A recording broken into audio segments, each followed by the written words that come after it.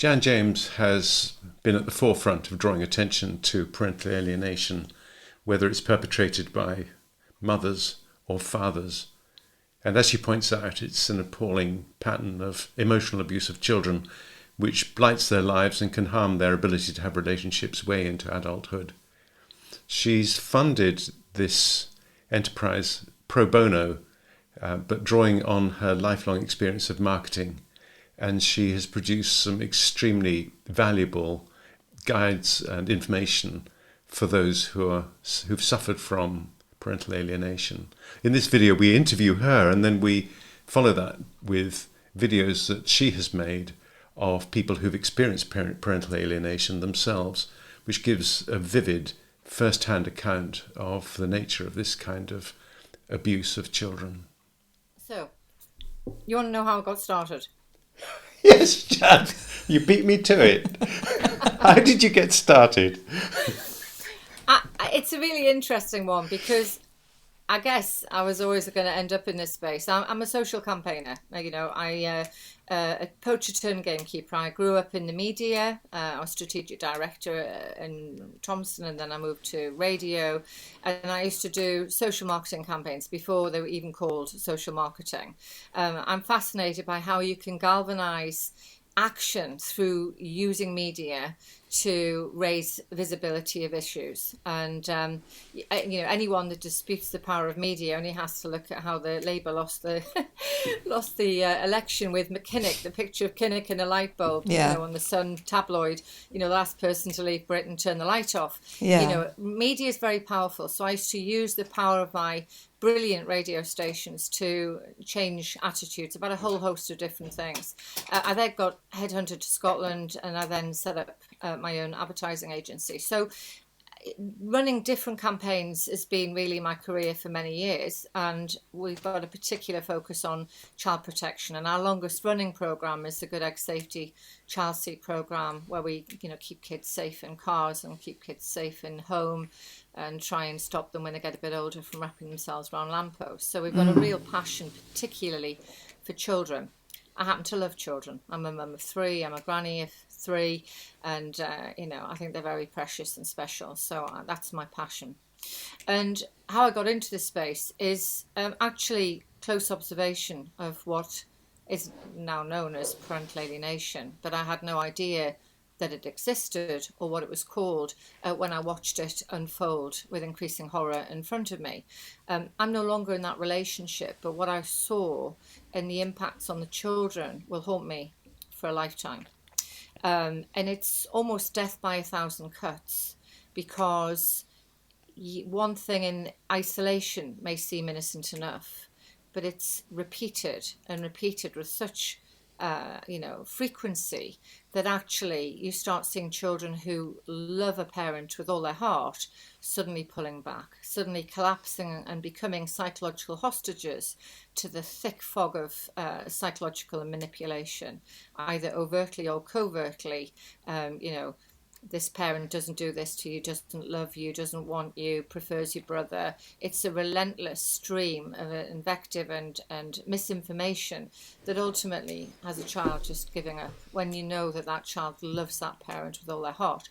And it was that made me realise I had to do something. I have a platform. I felt that probably I'd have to stick my head above this very toxic parapet and try and do something to help. So that's what brought me into the space. That's tremendous. And one of the issues about this is that people allege that it's a fabrication by men to fight off allegations of domestic abuse, and that it's an understandable tactic, but it's not really a real thing. So which is disgraceful, because it's absurd. I mean, no one would refute the suggestion that adults can be influenced by cults, that people can be become radical extremists by grooming. Nobody would refute that. Everyone knows it exists. Everyone knows about Munchausen by proxy. These are all well-known facts. So why would you then suggest that a young and vulnerable child cannot be psychologically manipulated by a parent that perhaps hasn't got their best interest at heart? It's nonsense. Yes. And what you have to do is you have to look at the background of the people that are saying that, because it always starts from there. And what you've got is you've got people who have doctorates that may fool people to thinking they've got they're medical doctors when they maybe got a doctorate in philosophy. Yeah. And what they do is they're standing up against genuine scientists like Associate Professor Colorado University, Jennifer J. Harmon, who's been doing this for 10 years. Working against scientists and coming up with misinformation, which they put out to all the media and create a new truth. But the fact is this, it doesn't matter how many times you sell a falsehood, it's still false.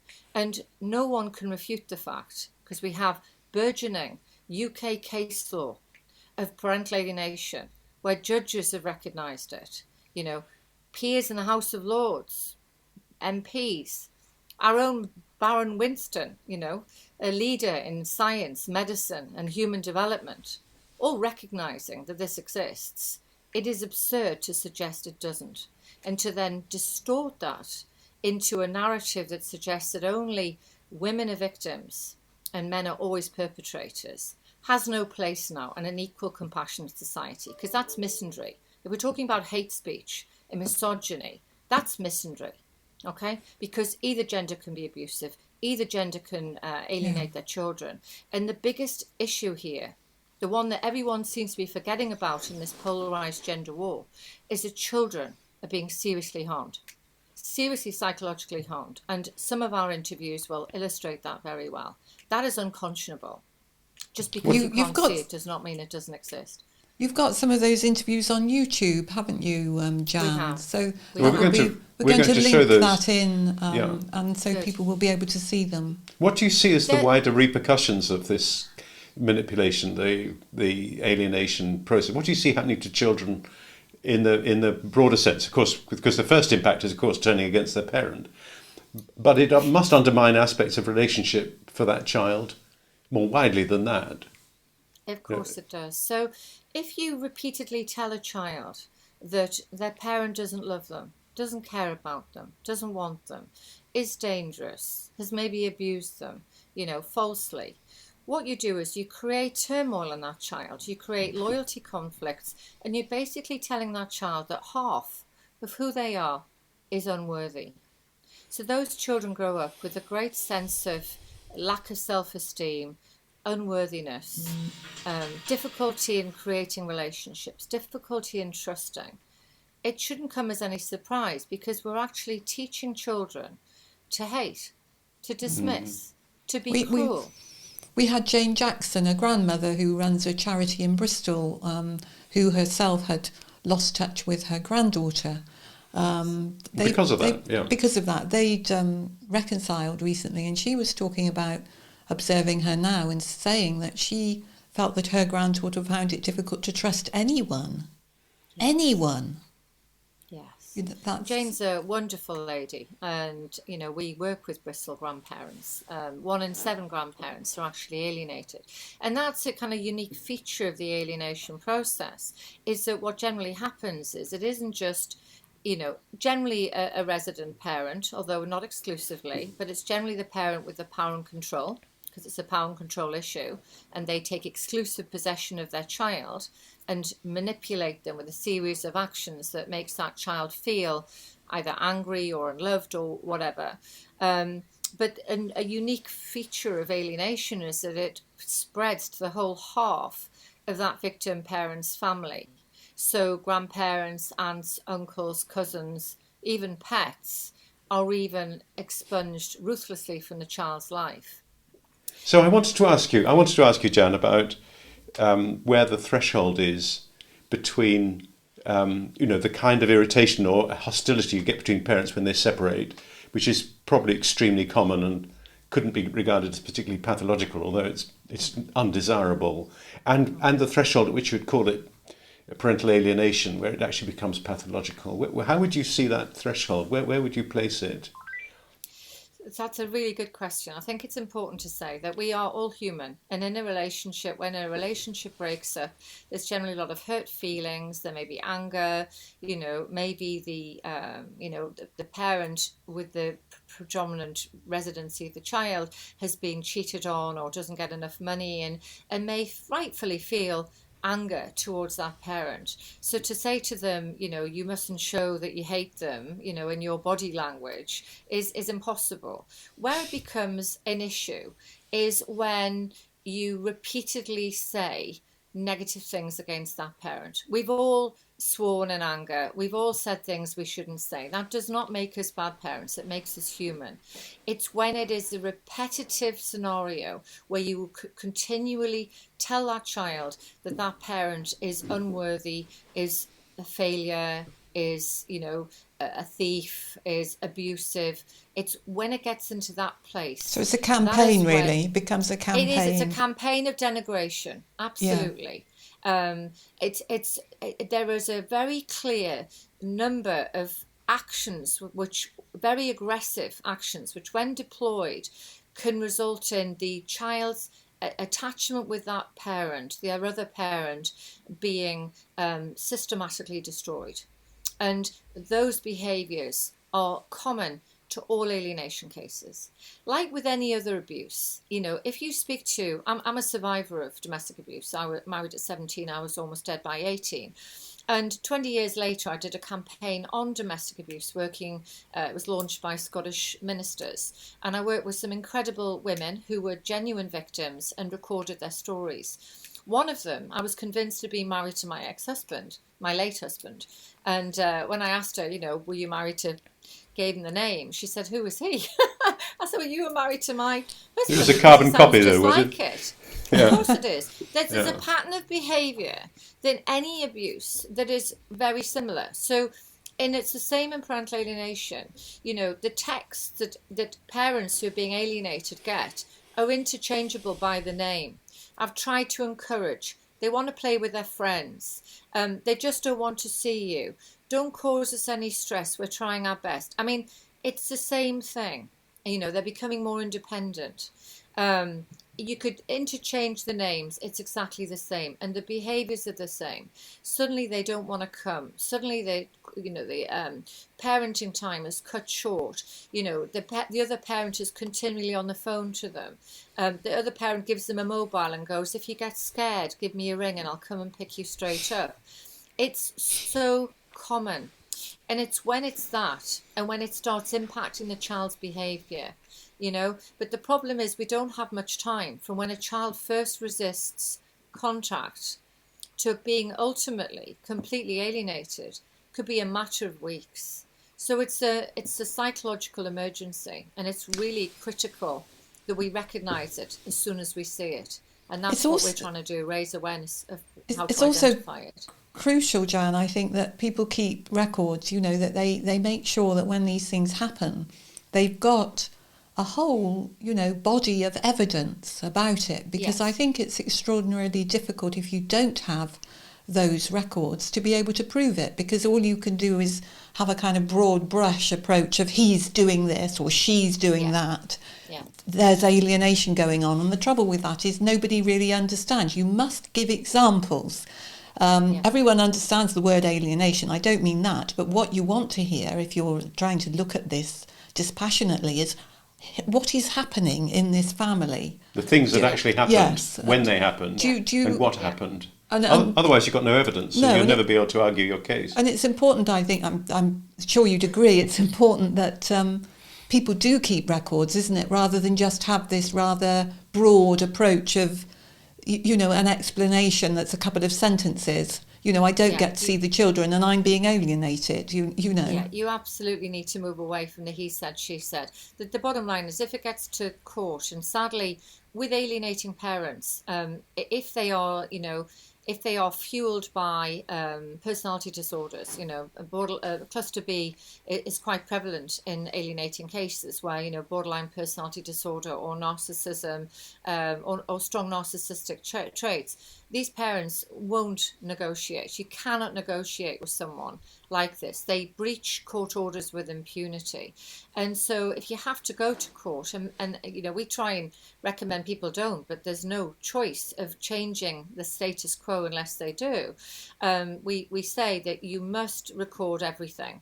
Have to have the evidence, and it has to be child-centric. It's not that, see what this other parent is doing to my life, even though it's undoubtedly domestic abuse, because they're weaponizing the child to hurt the parent.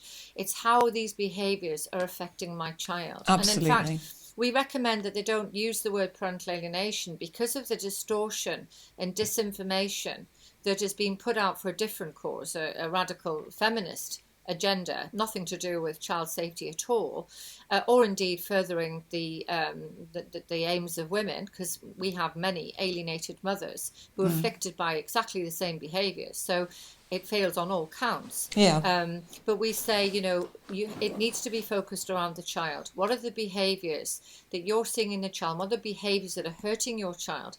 Because this is child maltreatment. It is psychological abuse. And if you monitor that through On Record, through your own records, and also through, we work with Family Wizard.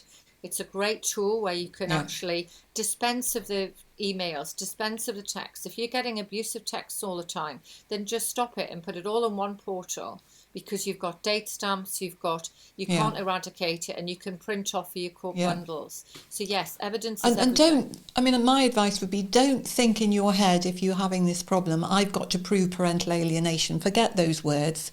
I've got to have evidence to prove the emotional abuse of my child. Yes. And also, that's... Sorry. Yeah, no, absolutely. I mean, the thing is, if we just go back to the beginning, children need both parents. All the evidence shows us that. Human biology cannot be eradicated by gendered ideology. And the best evidence of that is our UK's leading anthropologist, Dr. Anna Macon from Oxford University. She spent 10 years researching into the power of dad, for example. And what she says is that children need both parents. And when a father is about to become a father, there are physiological, neurological, physical changes to the parent, to the father, that actually ready him for the birth of his child. And so this preoccupation with, eradicating fathers and saying they're not important does huge damage to the child and to the father, because what actually happens is the testosterone drops just before birth. They produce oxytocin, dopamine, which means that the father's attachment with the child is as strong as the mother's, and they both play different but critical roles. So when we eradicate one parent, that child loses out hugely. And we need to be protecting that for their best interests. George, you asked me earlier, what's the impact on children? The NHS 2020 research shows that 1 in 6 children now have a mental health disorder. That's terrifying. And then we cross-reference that with Public Health Wales research in 2017, where the highest causation of adverse childhood experiences is parental separation. Well above domestic abuse, in fact, is parental separation. And then when you look at their figures, I think the highest causation of 4 ACEs or more in 82% of cases were where those children did not have access to both parents. And conversely, children that had no adverse childhood experiences had access to both parents. Why are we even having this conversation?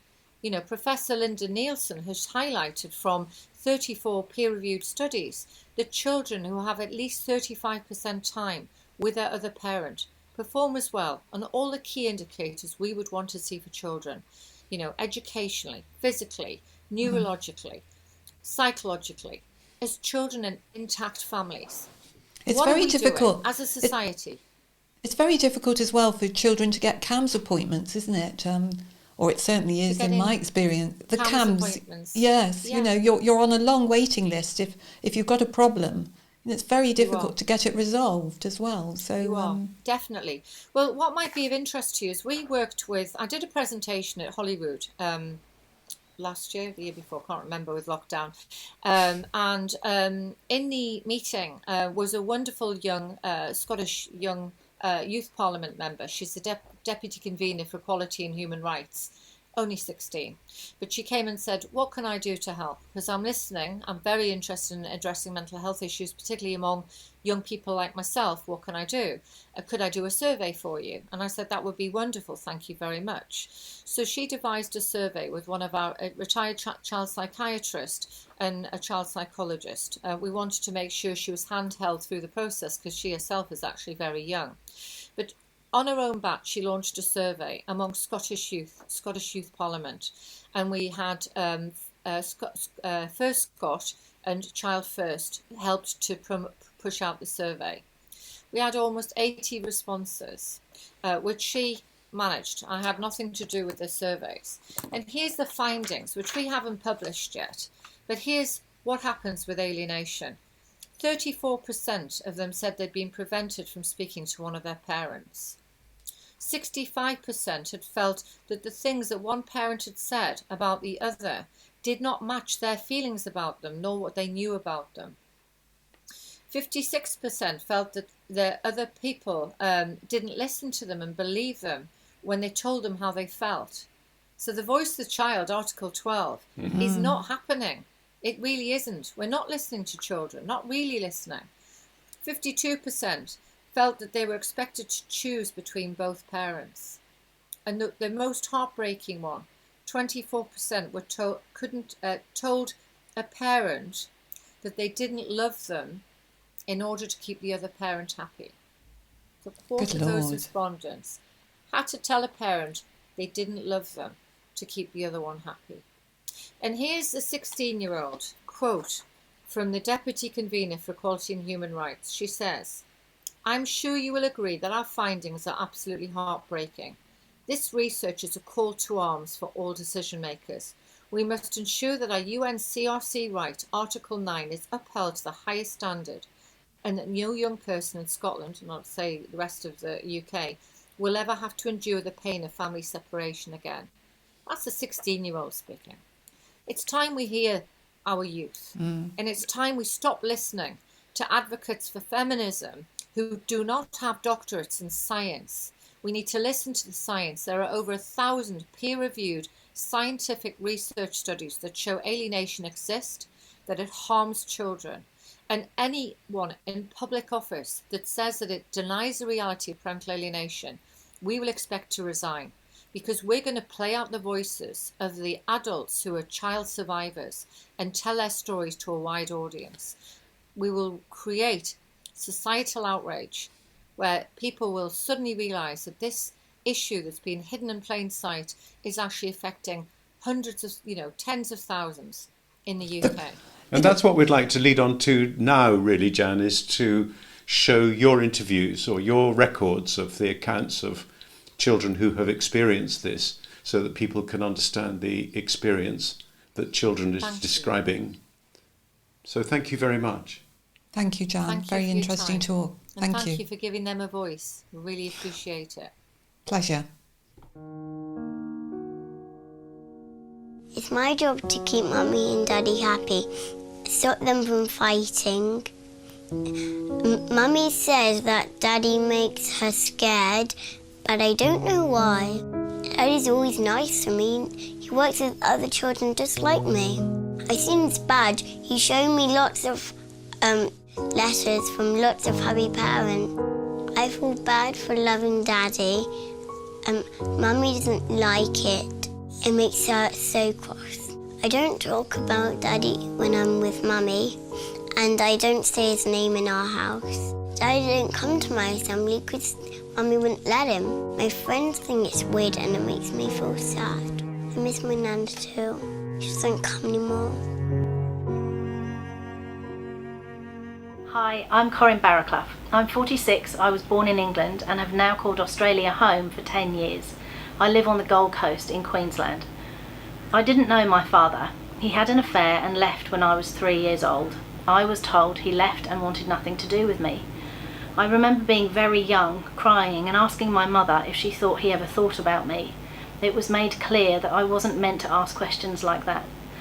My mother remarried when I was 8. We moved to another part of England. My surname was changed. It was all meant to be a fresh start. You can't erase a parent like that. You can't erase part of a child like that. I first thought about suicide before I was 10. Strict religion was introduced to our household, along with guilt and shame as motivators. Through my teens, my anxiety and depression increased, undiagnosed. And then I discovered alcohol. It was as if someone had turned on the lights. I found a way to become social, pushed through my anxiety, and created a new party persona. I thought that alcohol was my friend. It lied to me for a very long time, and I believed it. I first tried to take my own life in my 20s. I remember picking up a drink with bandaged wrists and feeling cross with myself that I couldn't even end my life properly. I had dark, destructive, abusive relationships. I played my part in those. I was also angrily ambitious, intensely focused on trying to prove that I was worth something. I got promotions, moved around the globe, but my destructive inner critic always moved with me. Nearly 7 years ago, I resigned from my high-flying career. My life had become unmanageable. I was living a double life, and it became unsustainable. I walked into AA feeling utterly broken and defeated. It saved my life. I've now been sober for 5 years. In sobriety, I had stopped talking to my mother for a while, as intensive therapy had helped me realise how dysfunctional and damaging aspects of my childhood had been. I was 40 when I finally contacted my father, having tried to bury the urge for all those years. I learned that while I was told, your father left and doesn't want anything to do with you, he had been told after having the affair, you will never see your children again. I learned of his own tormented path with suicidal chapters. I learned that he had loved me all along. What had always eaten away at me was the thought that the person who created me, my father, could walk away and not want anything to do with me. I learned that that had never actually been the case. It's hard to even describe how much this core belief ruined my life. I never had children of my own because I was terrified that the person I chose to have them with could also walk away, not want anything to do with them, and they would feel the way that I had always felt. Then I had a hysterectomy, so I never had children, and I don't have the family that, if I'm honest, I always yearned for. My whole life was built on a lie. Yes, I feel anger about it, as well as deep heartache for the self-confident woman that never was. Children are not weapons. In alienating a parent, you teach a child that part of them is unlovable. No child should be made to live the nightmare script that I have. Please do the right thing for your children. Children need their parents. Children are not weapons.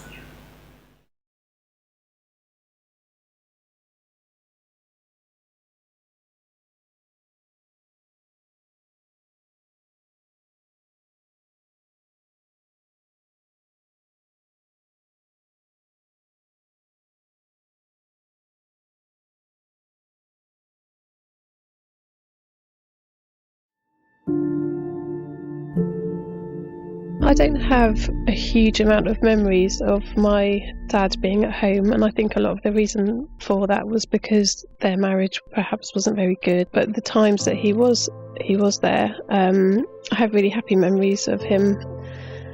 He'd been in the spare room for a long time, and I remember that because the room that he moved into was just opposite my bedroom. I remember my mum didn't ever tell us that he was moving out. They basically then got divorced. My mother said that my father had been extremely violent, that there had been domestic abuse within the family, and a lot of the custody case hinged on the fact that he had beaten her. And I remember thinking a few years later that it's strange that I never heard any fights. Even after we went to bed in the evenings, I don't remember ever hearing anything. I never remember seeing any fights between them. I never remember my mum ever having any bruises or marks on her. It just didn't make any sense. Mum kept telling us again and again about events that she described where he'd been very unkind to us. So I can remember her describing them, but I can't actually remember them. And she used to say the same stories again and again and again. She used to say, "Oh, don't you remember when your father did that?" Or, "Can't you remember the way he spoke to you? Can't you remember your father shouting at your brother?" And I remember thinking, no, I can't really. I remember one day after school, she said to my brother and I, "There's some people coming to talk to you about who you want to live with." In the run-up to the meeting that I had with the social workers, she kept reminding us again and again about all the things that he had supposedly done. And I remember coming home from school, and I remember her sitting down on the sofa with me and my brother saying, "In a moment you're going to be spoken to by these people, and they will ask you who you want to live with. And remember what you need to say. You need to say, 'I want to live with my mummy.' You need to say that. It's really important. You need to say that.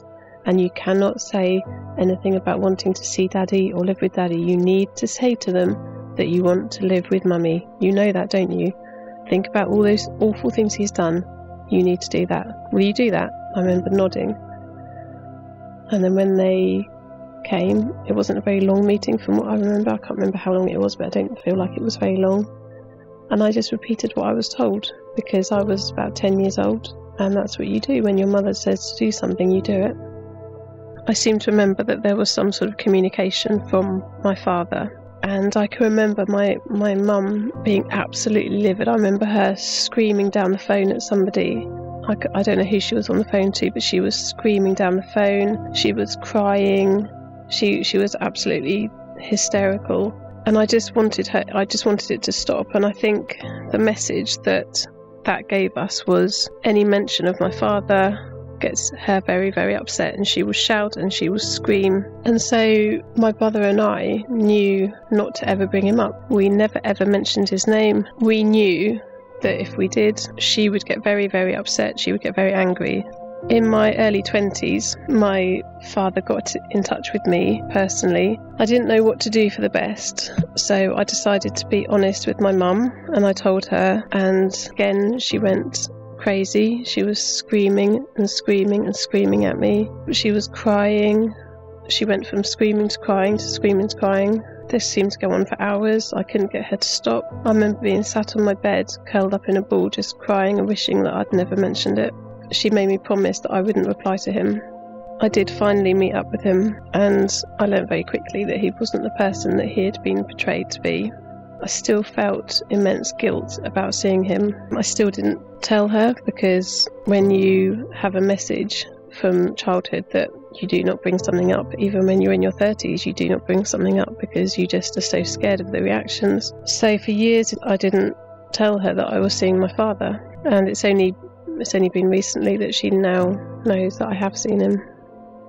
He's very gentle, he's very softly spoken, he's very well respected within his community that he lives in.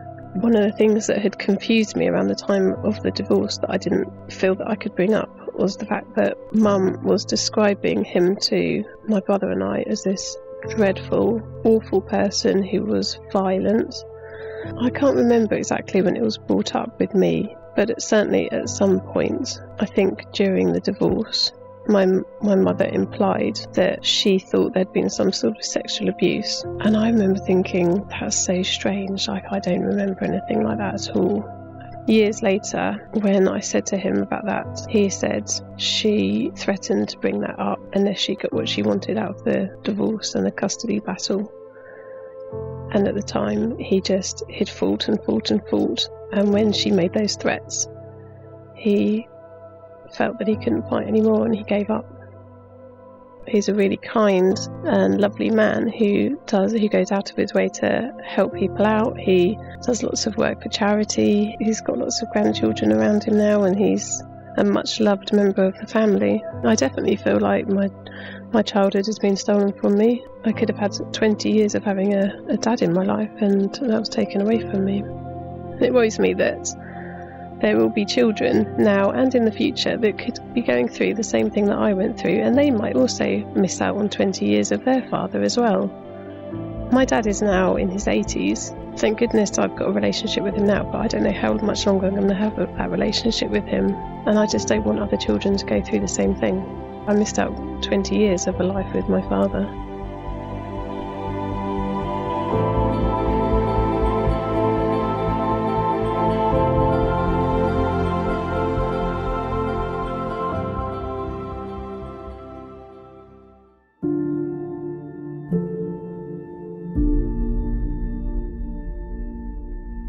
I remember my dad being around a lot. I remember memories from Christmas and birthdays and, you know, going places with him being at home. And I remember my mum there, I remember my dad there. I remember just good times, you know, you were young, really young, yeah. And I have a memory of, so I didn't know at the time, but the memory of things not being right was when I came home. I think I came home from, it was either, I think it might have been like my first year at school, so maybe I was 5 or 6 or something. And I came in and my dad was there and he said, oh, do you want to, me and you will go and live away from here, we'll live together. And do you want to come with me and you? And I remember saying, yeah, I want to come and live with you, yeah, let's go. Then I remember my mum jumping out, and I say jumping out because that's what it felt like. All of a sudden my mum was there and I was like, oh. And then she said, oh, but don't you want to stay and live with me? And I looked at my mum and she's like, you know, you want to live with mummy, don't you? And I remember saying, yeah, I want to live with you. And then my dad's like, but I thought you wanted to live with me. And I remember that memory, you know, and it's like, now I said as an adult looking back, you're like, but I still remember the feeling of, I wanted both of them. There wasn't either of them either I wanted more, you know, I did want to live with my dad, I did want to live with my mum. But I remember that feeling of, I'd done something wrong. I'd upset them. I knew I'd upset both of them. But I had both of them in front of me, so there was nothing that I could do to change that.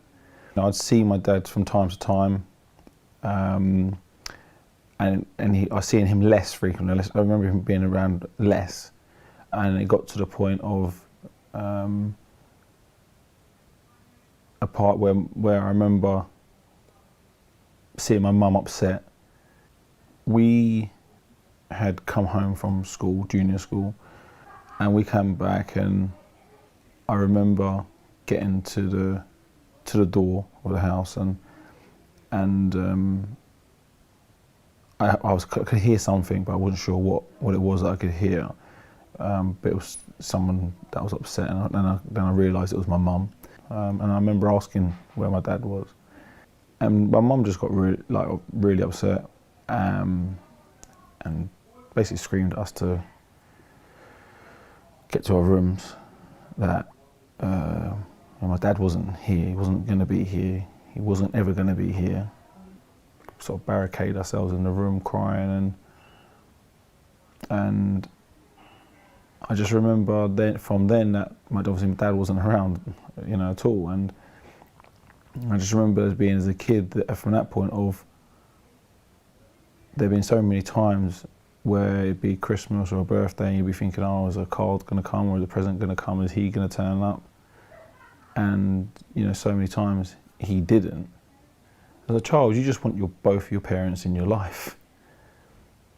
And when you've got one parent saying things about the other parent, which in my case, in my experience, made me believe the things that were being said about my dad. You know, just talking about my dad in that he's not a good man, that he doesn't want you, that she's been left to look after, you know, his kids, and he's off running, you know, scot-free. And as a child, so I believed these things, and I believed that my dad wasn't someone that I wanted in my life. It wasn't someone that was a good person. And you know, it also at the time I didn't understand it, But now, again, looking back as an adult, realised that was like a lot of where my issues about identity and self-worth came from. So then growing up, I got to the age of 13 and my dad turned up at the house. But I was already at that point so alienated, so angry, that I was, so angry with him that I shouted at him, swore at him, and told him to go away. We don't need you. So it wasn't until I was, and he left, and it wasn't until I was 17, I went to try and find him. I think there's like an innate desire there was an innate desire in me as a young man to know my dad and to know who he was.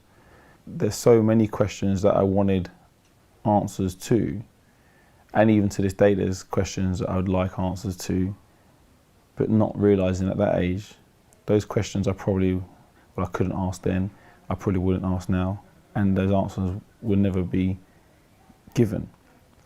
The next 10 years I ended up living with him on 2 different occasions for a period of time each time.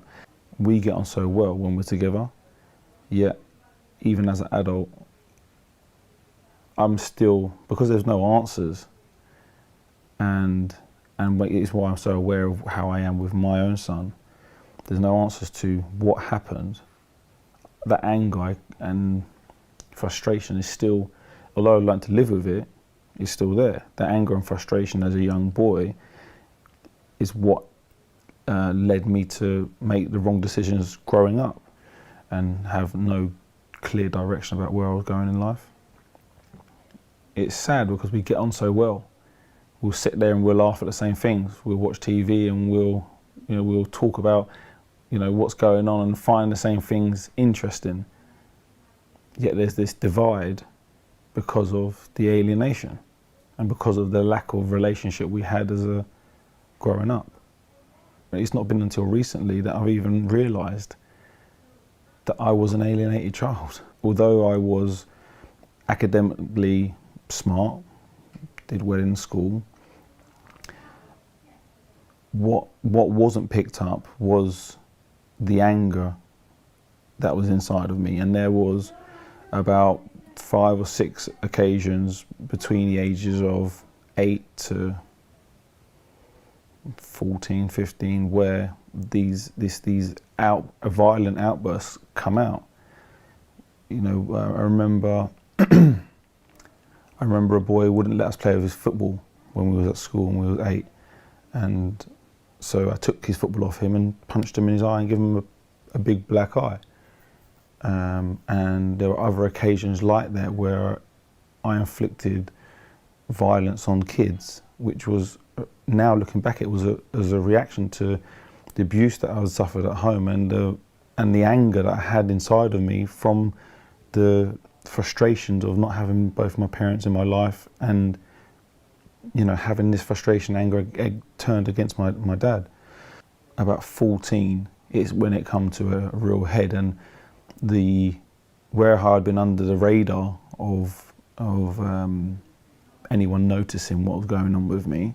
At 14 into 15, 16, I started to rebel, and I started to smoke weed. From the age of 12, 13, I was smoking weed. And by the ages of 15, 16, I was involved in criminality, regularly getting into fights, 17, 18, drinking and fighting a lot. But at the same time, I was still going to school. So I still took my A-levels. I still went to university. So again, like on one path, it's like I still am able to succeed academically. But on the other, because there's so much dysfunction psychologically within myself, I wasn't able to function as a functioning adult. Again, I carried on with my education. I got my degree, but I still was out drinking and getting into fights and was arrested for various different things along that path, or fighting or public disorder or criminal damage. And it wasn't until I said I was 25 that I was sent to prison. I was sentenced to 3 years for intent to supply cannabis, so a lot of cannabis.